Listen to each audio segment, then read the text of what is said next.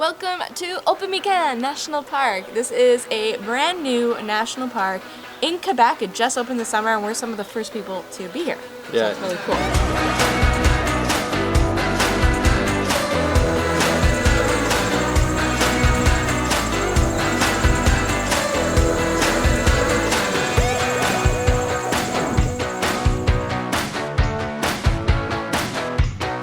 You'll see behind me, this is the ready to camp cabin. So everything's set up. All you need to bring is a pillowcase, sheets, blanket, and food. You've got everything else. There's electricity, so you can plug things in. You got kitchenette, you got a little stove top. There is a fire pit. Really, really nice. It's like taking camping to the next level. Glamping. Glamping. This is glamping.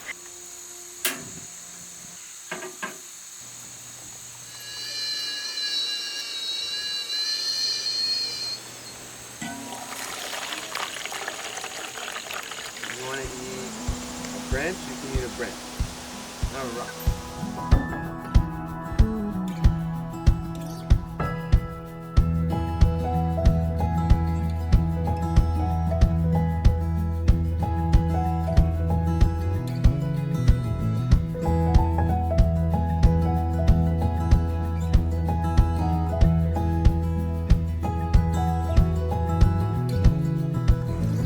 How's the water, guys? Brisk, but it's not bad. It's a little bit of a shock when you get in, but after about 30 seconds, you're good to go. She loves it. She wants back. You gonna walk? You gonna walk in the water? Come on, baby.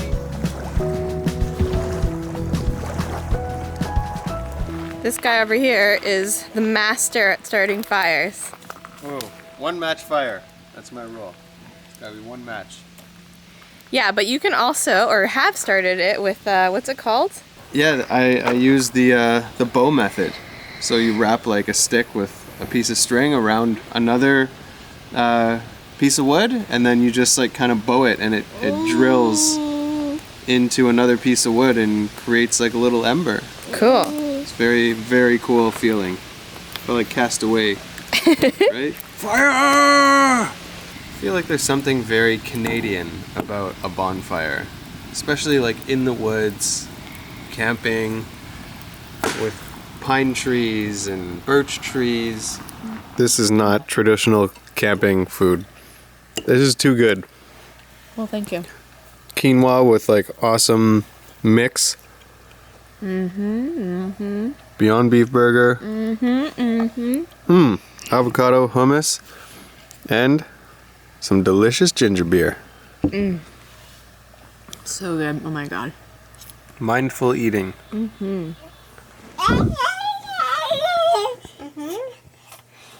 Tell us a bedtime story. Kai, can you tell us a story? What's a scary story?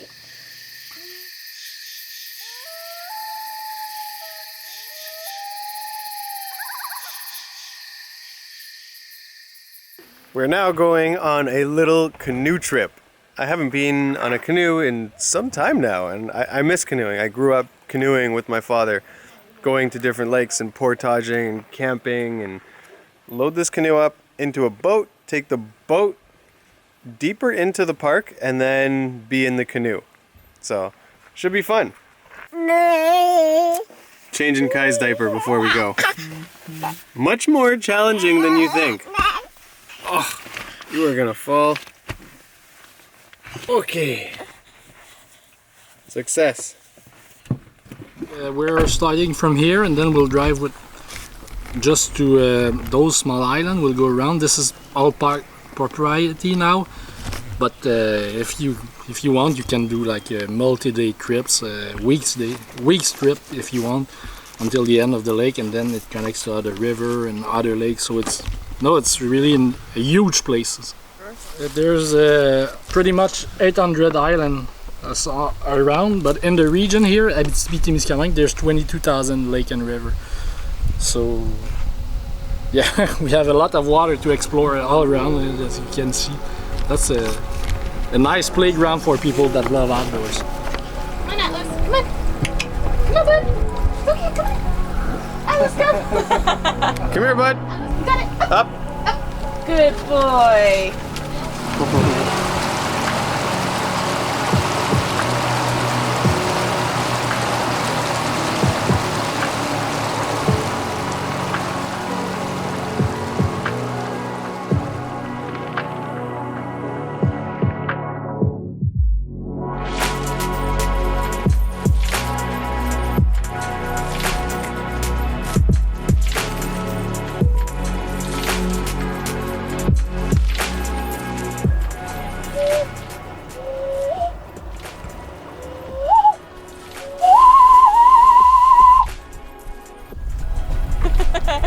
Look at Dada. Look at Dada. Kai Kai.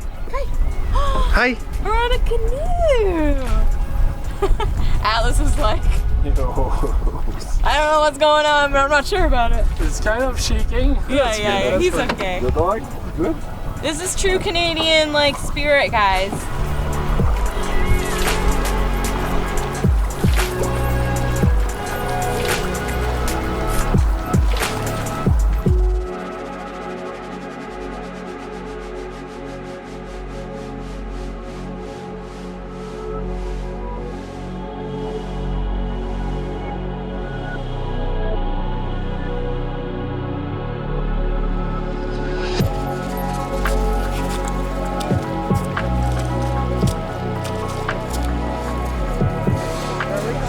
Strawberry? Fraise? Fraises. Yeah.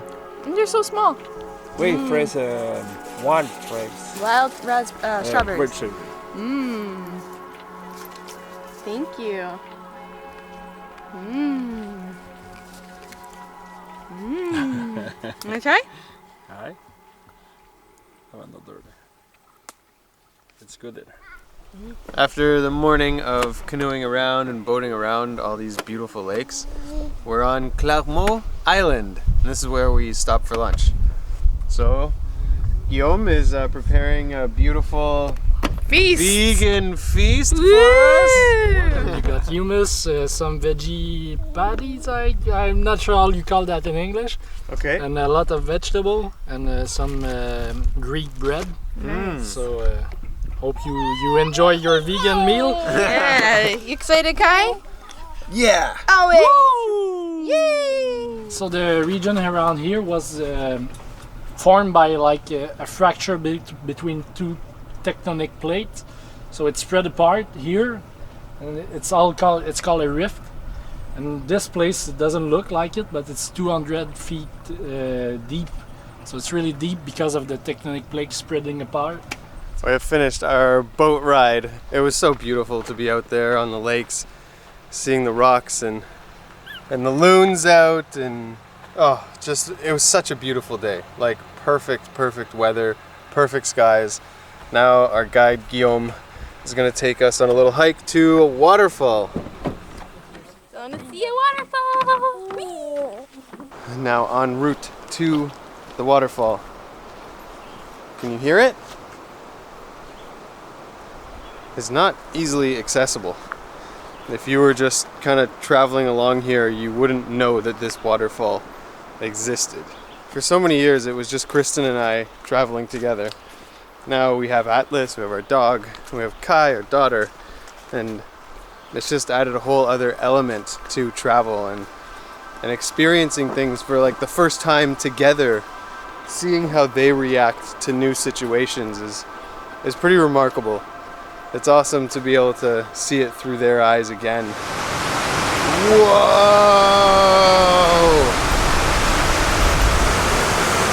Wow!